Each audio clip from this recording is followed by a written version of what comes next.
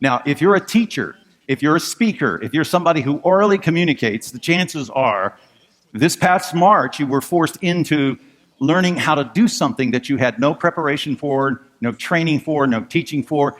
And the teachers right here in our community this past week started back to school, and about half of them are having to teach online. And as I have watched the universities in our community, most of them now are doing most of their courses online as well, of which we have no preparation, no training, and within ourselves, we think we have no ability to do this effectively. First of all, I have taken many classes online. I wouldn't know how many, 15, 20 classes online. And I can tell you from the outset that some of the most effective teaching I've ever experienced, ever engaged in, was online. I can also tell you that some of the poorest instructions that I've ever received were online instruction as well. I just completed a program at Johns Hopkins in our studio, which is a coding program. If you go to the COVID-19 site online today, that is coded in R19 by Johns Hopkins University. And I took a class, a full program in that. And the instructor that taught the class was one of the most brilliant people I have ever encountered, ever engaged in my entire life. Without question, he would be one of the most brilliant people I've ever engaged in my whole life. Also, the class itself was one of the worst experiences of my life. And I came away thinking, what a waste for me to have been exposed to this brilliant man, this brilliant teacher, this great mind, and my experience with him being one that is so negative in reflection. Somehow there is this idea that setting up a camera in the back room of a class and videotaping the instructor, the professor, the preacher, or whomever it is effective online communication. It is not. They are different. And from the very beginning, they have to be thought of as different. And I'm going to try to give you some tools that I have learned really in the last 3 or 4 months, not knowing anything. I'm going to give you these tools that have helped me greatly. First of all, when we think about teaching in the classroom, actually giving instruction, several years ago, I remember having this conversation with my son. For whatever reason, he chose to go to college in upstate New York. Not really sure why, but he chose a college in upstate New York. And after he left, his girlfriend, who was a senior, year behind him, remained at her high school where she was, and my son went to his college in upper state New York, and he was convinced they could have an online or a long-distance relationship, as we say. He was convinced that they could, and that when the year was over, they would join each other in college and live happily ever after. He was convinced that that could happen. Now, after about maybe 4 weeks, 5 weeks, he calls me one night, and he's crying, and he's telling me, I think I'm losing her, it's over, and I don't have a chance, and he was just going through all of this, and he said, what do you think I should do? And I said, stop, John, stop. I said, let me just interrupt you here. I said, first of all, there is nothing like the power of your presence. And he said, well, how does that help me now? I said, I'm up here, and she's 733 miles away. He said, how does that help me now? And I said, what that means is that no matter what it takes or how you have to do it, I said, every so often you have to put yourself in her presence. If you have to drive 700 miles every 2 weeks, if you have to fly here once a month or whatever it takes, I said, you have to do that if you want to make this relationship work. There is nothing like the power of your presence. And I believed that. And I said that to him. And for him, it did work out. And they just celebrated their 20th anniversary. And so it worked out great and wonderful because he did what I said, because there is nothing like the power of your presence, I thought. Well, as I reflected on that and thought about that, that isn't necessarily true. I mean, there are teachers, there are books, there are communicators whom I've never met. And throughout history, I've never met Plato, I've never met Socrates, I've never met any of these people. But in spite of that, their ideas, their philosophies have transformed our culture. So you see, it is possible, it's possible to effectively teach and communicate with people online. In fact, even better than what you might think. But nobody's told us that. Nobody's taught us that. Nobody's given us instructions on how to do that. And so we think that putting a camera in the back of the room and recording the lecture or recording the teacher and then letting them download a PDF file and work it and send it back to you, that's the same thing as effective online teaching. And I'm telling you that it's not. There are a couple of tools that I think that everybody has to have, must use, and I didn't know what these were. And really, in the process of this, I have discovered these two tools. Most importantly, you and I have kind of had this idea, well, this is soon going to be over, so there's no sense in me really learning how to do this. And the truth is, this will change our culture forever. See, there will never be a day that we do church, that we do school, that we do university lectures, that we do any of this the way that we have historically done it. It's over. So stop thinking, I can't wait till this goes back to being normal. It's not. So the sooner that we can embrace the fact that I need to perfect these tools, the better off that we're going to be. Several years ago, I taught at our regional jail, and when I taught there, they had no money, so I was a volunteer. They had no money for a curriculum, so I wrote a curriculum. And in the beginning, I thought, what an incredibly ungrateful municipality and all of this kind of stuff. But as I begin to think about it, I looked at it differently, and I want you to look at it differently as well. The fact that I was a volunteer meant there really weren't a lot of expectations, and so that gave me a lot of latitude to work with. A lot of latitude because there weren't really any expectations. The other thing was the fact that there was no curriculum permitted me to write my own curriculum with my values, my thinking, and listen to this, with the gifts that I am best at. It allowed me to do that. So get over the idea of resources. I don't have this, I don't have this. What you're watching this on today is a camera that cost me $200. So the idea that somehow I have to have this or that or this other thing, listen, this is our moment. It's our moment. And I want you to seize it and take it, whether you have the resources or not. This is our moment. Anyway, I would teach this class, and it gave me the opportunity to write the curriculum. One of the things that I say, and as I listen to the movement in America today, Black Lives Matter, I think about teaching this. If you want to matter in this culture, you have to know its values. What does it value? What does this culture value? And this is what I said. The highest value in this culture is one's ability to accumulate wealth. First, you have to know that. Second, you have to know how to get there. You got to embrace it first. The highest value in this culture is one's ability to accumulate wealth. The second thing is, how do you get there?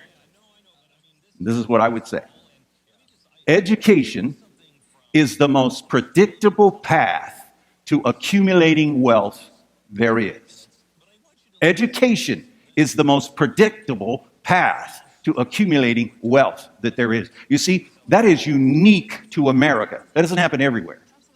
In fact, you could have a PhD in London this afternoon, and you're just a commoner with a PhD. But you see, in the United States, education can totally transform and change the trajectory of your life by virtue of the fact that you have an education. It can be an associate's degree, a bachelor's degree, an advanced degree. And because you have that, because you possess it, it enables you to accumulate wealth. It enables you to associate, to collaborate with people otherwise you would never be exposed to. That is an American phenomenon. I was in Russia probably, 20 years ago. And one of the things that really fascinated me was the fact that about every third person that I ran into had a PhD. And this was the case because after you graduated from high school, after you graduated from college, there virtually was nothing to do. You could maybe take some service sector job. So they kept continuing to get education, the ones that could. And so many of them had PhDs. I mean PhDs in things like quantum physics. I mean real PhDs. but it did not change their lives. It didn't alter their destiny. I mean, it just was knowledge that they possessed. It was potential waiting, but nothing there. In the United States, nothing will change and alter your direction the way that education will, particularly when it comes to the highest value that we have, and that is one's ability to accumulate wealth. That's the highest value. So what do we do with that? What that means is we cannot take off a year. We cannot take off 6 months and say, well, let's just say we lost this 6 months or we lost this year. You and I both know there is a high probability in this transition. There could be an entire generation of people lost. And education is the most predictable path to accumulating wealth that there is. So this is our moment. This is our moment as educators, as teachers. This is our moment. In thinking about tools, and these are just tools that I have learned. And the first tool I want to talk about, and next week I will talk about another, but the first tool today is the theater of the mind. And when I say the theater of the mind, inside of every person, every 4-year-old, every 5-year-old, every 40-year-old, every 60-year-old, there is this theater inside of our mind. And when the curtains come open and the lights come out, we are the star of that show. I'm the leading man. I'm the superhero. I'm what this is all about, you see. That's in my mind. That theater is in my mind. And I've come to believe the power of that is so underestimated. Because when I use this theater, it's in first person. It's me that's there, that's doing this. I love to tell this story. My father grew up in eastern Kentucky in the 30s. Education in the 30s in eastern Kentucky was something that happened after the harvest and before planting in the spring, and that was about it. That's how it was. My father was a good student. He was a brilliant kid. And he loved learning. He loved going to school. And it was a 2-room schoolhouse, one for primary and one for secondary. And that's how they did it. And by the time that you were 14 years old, it was over. My father saw a truck coming down the road one day in the community where he lived, the dirt road and the clouds coming up, and it was a truck, and on the back of this truck there was a tent. Now, was this a circus? Was this a carnival? I mean, what was this that was coming to this little rural community back away from everything? Well, it was a preacher with this tent that he would set up, and he would preach underneath this tent. It was a big deal in my dad's community because nothing ever came back there. And my dad went to these meetings every single night. In the process of that, his life was changed. Not just emotionally, intellectually, but spiritually, he was transformed. And he was just a kid. He was just a kid. As time went on, the man who was the preacher saw that my father was intellectually gifted, and he said, you know, Clyde, you need to go to college. Maybe even be a minister. My dad had never thought about that. When the time came, at 14, my father was finished with that school. And it was the summertime, and he told my grandmother one day, Polly, I would like to go to college. I would like to go to college and study to be a minister. And she said, Clyde, people down in these parts, she said, we don't go to college. That's for rich folks. That's for city folks. He said, well, I just wanted to. I just wanted to be a minister and felt I needed to go to college to do this. And a couple of days later, she came back to him and she said, why don't you say something to your father? And my grandfather was the archetype of a 1930s dirt farmer in eastern Kentucky.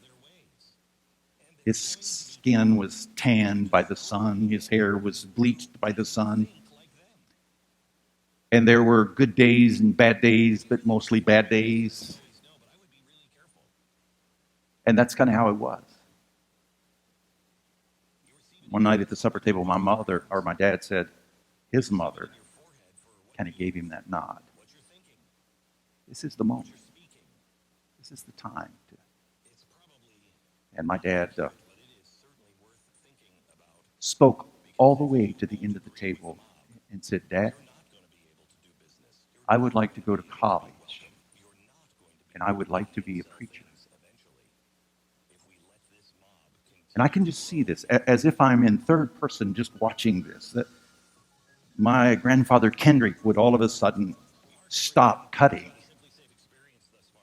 And for a moment, he didn't look up. And then for the longest time, he didn't look up. And somehow, my dad said when he looked up, he had big tears running down his face. And my dad had never seen that. And he said, "Clyde, if you want to go to college," he said, "if we have to sell every cow that we own," he said, "you will go to college." And then in the course of the next couple of weeks, because this was August, his mother got that Sears and Roebuck catalog and got this big old brown leather suitcase. She ordered it, came, and they packed it full of two of his shirts, a pair of pants, and a tie. And the day came. He rode the bus to the train station in Elizabethtown, Kentucky, with that big old brown suitcase. And if my grandmother was there, I'm sure she was saying, "Clyde, do you have your ticket? Do you have the money? Don't talk to strangers." I'm sure she was doing all of that. I also can see my father, this big, tall, 14-year-old boy, skinny as a rail, listening to her. But he can hear the train whistle blowing in the distance. And that's his train. That's his train. And that train comes rolling into that station as only a steam engine can, with all the sounds, all the noises, and all the smells that this has. And my dad stepped onto that train with that big old brown suitcase at 9 o'clock in the morning. And at 9 o'clock in the evening, stepped off the train in Lafayette, Indiana. And that night, in that dorm, when they flipped the light switch on, it was the very first time he'd ever slept in a room with a light bulb. Now, I don't know if you know this, but I just took you on a journey to a place you've never been, to people you do not know, on a train you have never ridden, all in the theater of your mind. It's there. Listen, it's in all of those kids. It's in all of those people. This is about opening that theater in their mind. Tool number one is the theater of their mind. You may not know this. We just took you with this principle.